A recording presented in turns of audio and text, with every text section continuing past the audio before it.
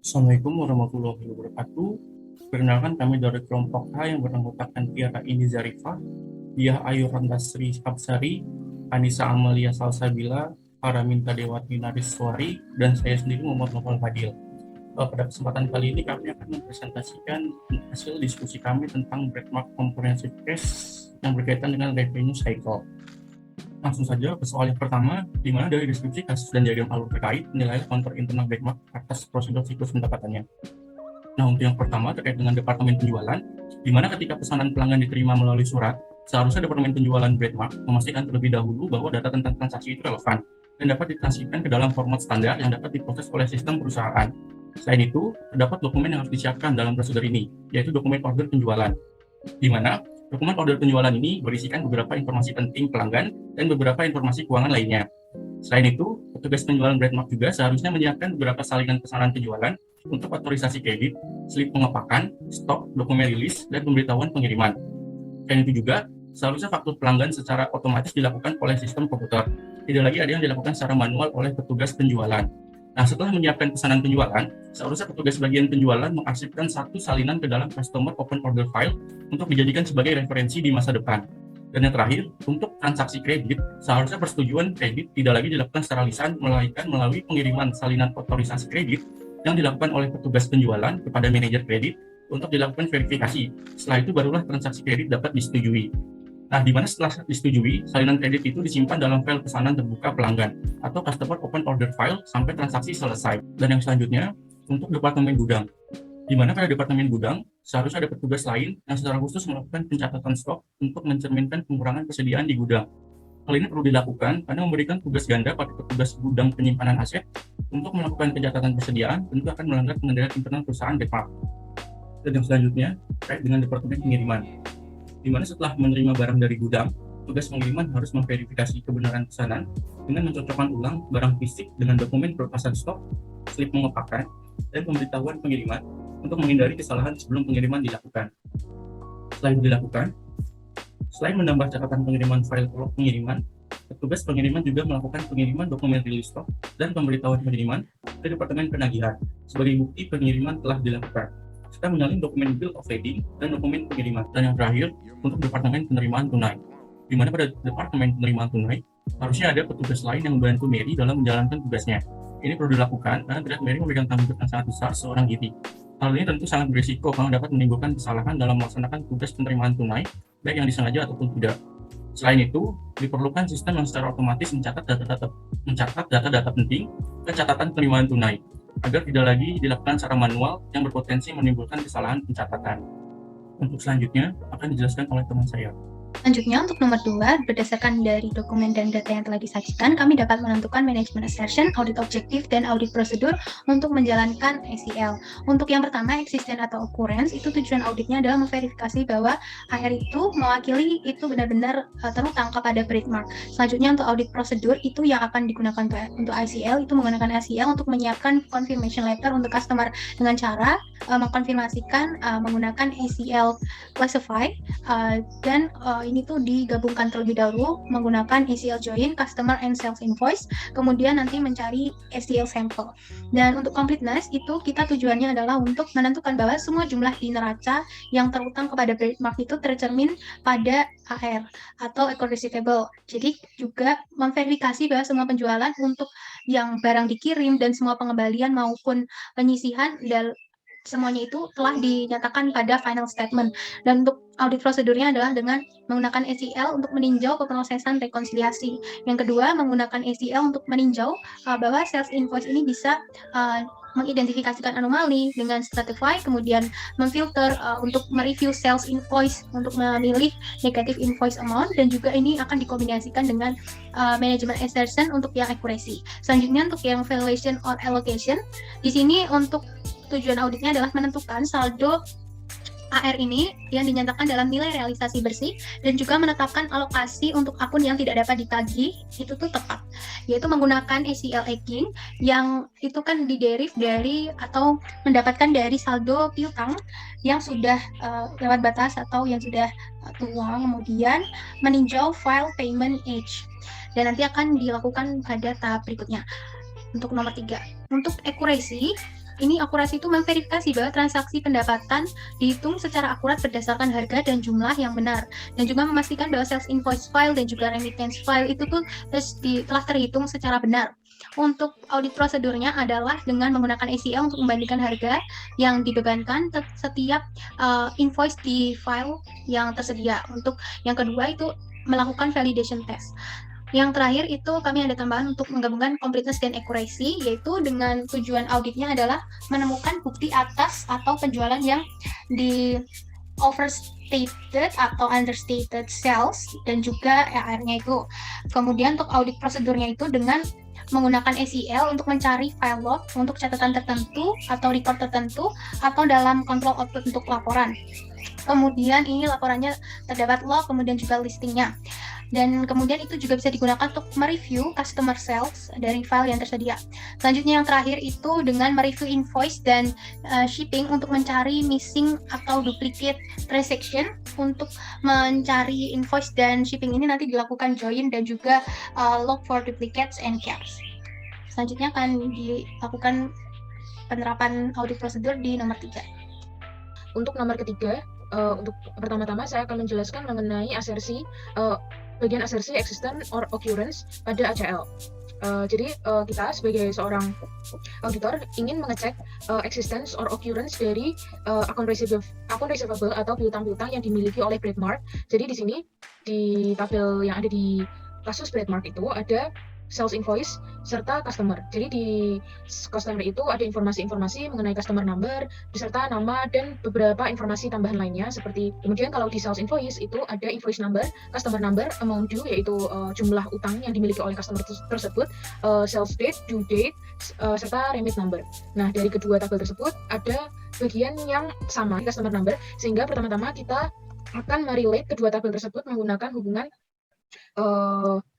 customer number. Nah, di sini saya menghubungkan customer number yang ada di sales invoice serta customer number yang ada di tabel customer. Dan finish. Lalu setelah dihubungkan, kita mengekstrak data tersebut untuk menjadikan sebuah tabel baru.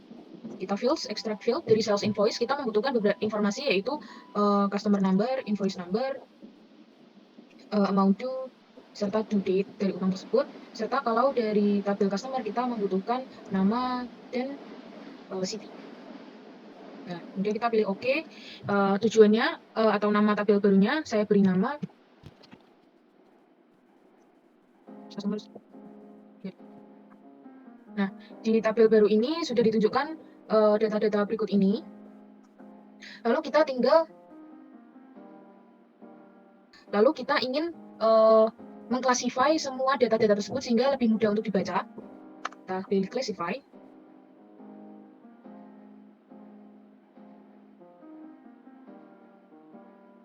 Nah, dari utang-utang yang dimiliki customer itu sudah saya klasifikasikan menjadi tabel berikut ini supaya mudah untuk dibaca. Jadi, misalnya di sini ada customer name SL Enterprise. Dia memiliki jumlah transaksi atau jumlah utang yang berasal dari total 18 transaksi dengan total nilai $152.783. Apabila kita klik, itu ada detail-detailnya dari tanggal berapa, dari invoice number yang mana. Nah, di classify ini kita bisa mengetahui bahwa piutang atau akun receivable milik Breadmark terhadap customer-customernya itu ada total $5.379.990,96.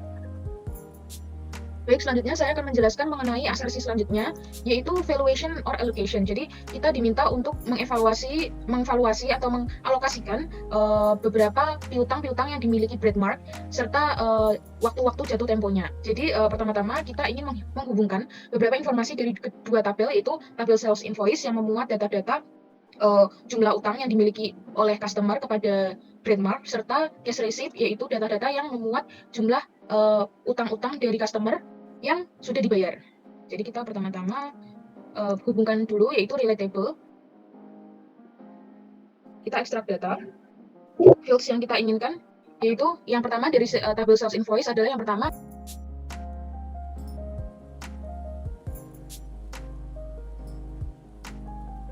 Kemudian tabel utang customer. Kita pilih OK. Nah, di sini apabila kita perhatikan ada payment date yang kosong. Ini menandakan bahwa customer tersebut belum membayar utangnya kepada Breadmark hingga saat ini. Nah, untuk mengetahui siapa saja yang belum membayarkan utang-utangnya kepada Breadmark, kita pilih filter.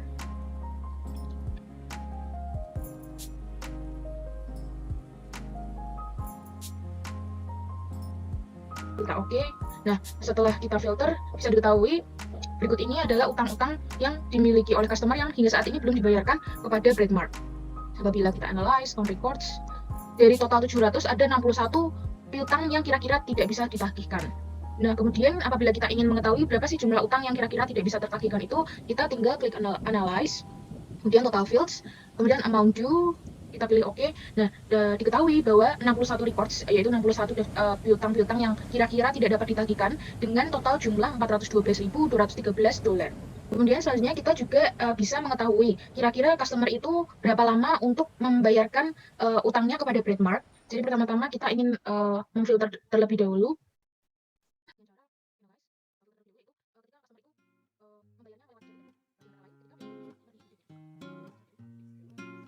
Nah, dari sini kita bisa mengetahui bahwa dari 700 total transaksi utang yang dimiliki oleh customer Breadmark, ada 198 utang yang dibayarkan melebihi jatuh tempo. Selanjutnya, kita juga bisa mengetahui umur dari piutang-piutang yang dimiliki oleh Breadmark, yaitu dengan analyze age.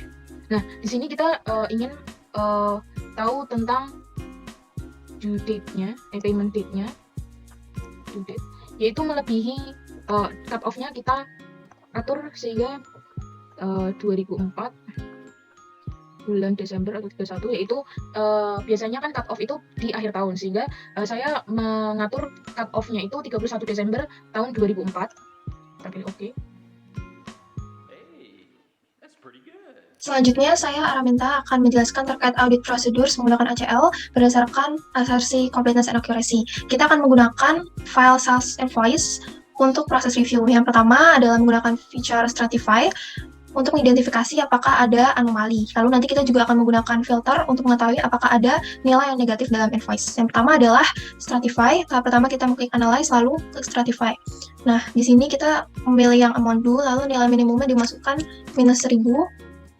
Untuk nilai maksimumnya adalah nilai terbesar dari transaksi yang ada di invoice ini, yaitu 55.491,90. Intervalnya dimasukkan 10, lalu diklik OK.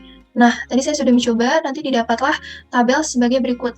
Nah, dari report ini kita bisa mengetahui bahwa nilai minimum dari transaksi yang ada di sales invoice itu adalah 0, artinya tidak ada transaksi yang bernilai negatif. Lalu untuk nilai maksimumnya ada 55.491,9 dengan total transaksi ada 700. Di sini kita bisa lihat bahwa transaksi terbanyak itu berada di antara minus 1.000 sampai 4.649. Dan transaksi yang paling sedikit itu adalah satu transaksi berada di nilai 34.000 sampai 44.000 dan yang di 49.000 sampai 55.000. Walaupun auditor ini tidak bisa secara spesifik untuk mengidentifikasi dari stratify ini anomali mana, apakah transaksi mana yang menyebabkan adanya anomali.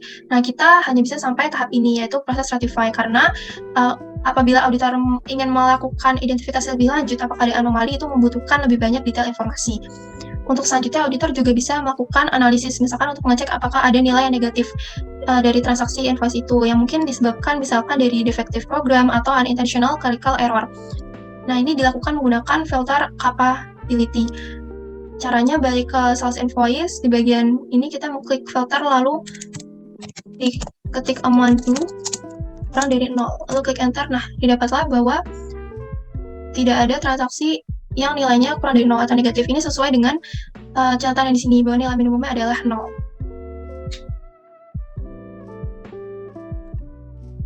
Dalam menguji asersi completeness and accuracy, ACL juga dapat digunakan dalam review, invoice, dan shipping, di mana kita dapat melakukan ACL duplicates and gaps untuk item yang terduplikat atau hilang. Nah, ini ada beberapa tahapan yang bisa dilakukan, di mana di ACL kita buka file sales invoice, lalu di bagian analyze, lalu klik look for gaps.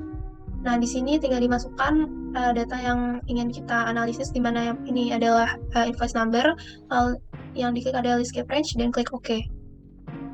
Nah, dapatlah hasil sebagai berikut. Nah, di sini kita bisa mengetahui ada 173 item antara yang terduplikat ataupun yang hilang atau missing. Nah, untuk mengatasi hal ini biasanya real pada perusahaan, pihak auditor ini bisa melakukan interview terhadap karyawan ataupun pihak manajemen.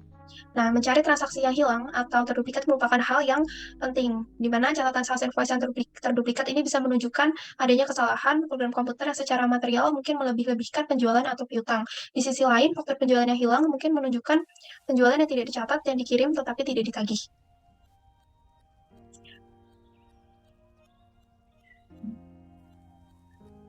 Baik, untuk pertanyaan nomor 4, kita dapat mengidentifikasi terkait dengan masalah operasional bisnis terkait dengan prosedur pendapatan. Nah, berikut merupakan tabel yang berisi terkait dengan temuan tentang masalah operasional perusahaan. Salah satunya yaitu ada pemisahan tugas.